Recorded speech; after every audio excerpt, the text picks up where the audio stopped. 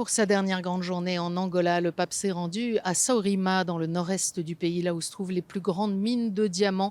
Et il a débuté la journée par la visite d'une maison d'accueil pour personnes âgées démunies, dans une atmosphère familiale qui l'a réjoui.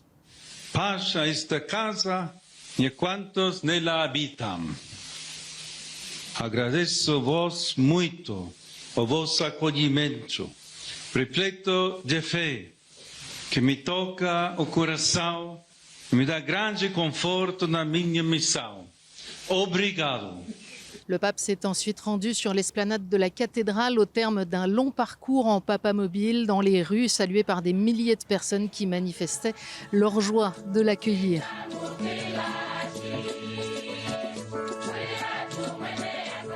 Et dans l'homélie de la messe, une nouvelle fois, Léon XIV a appelé à rejeter la superstition, car le Christ n'est ni un gourou, ni un porte-bonheur.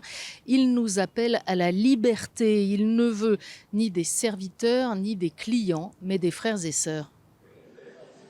Para corresponder com fé a este amor, não basta ouvir falar de Jesus.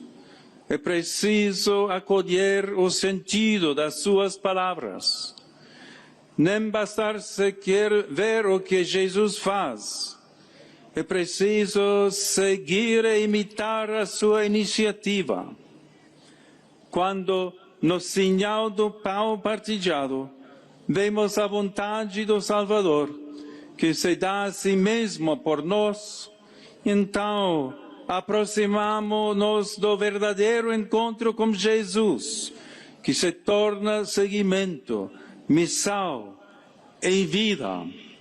Revenu à Luanda dans l'après-midi, le pape a rencontré les évêques, les prêtres, les personnes consacrées, les agents pastoraux à la paroisse Notre-Dame de Fatima. Il leur a délivré de nombreux conseils de vie et des encouragements, justement pour demeurer fidèles dans cette suite du Christ.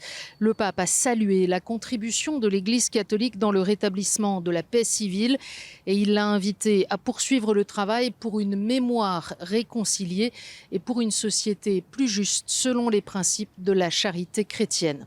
Demain, le pape quitte l'Angola en direction de la Guinée équatoriale, quatrième et dernière étape de cette tournée africaine, à suivre en direct sur KTO.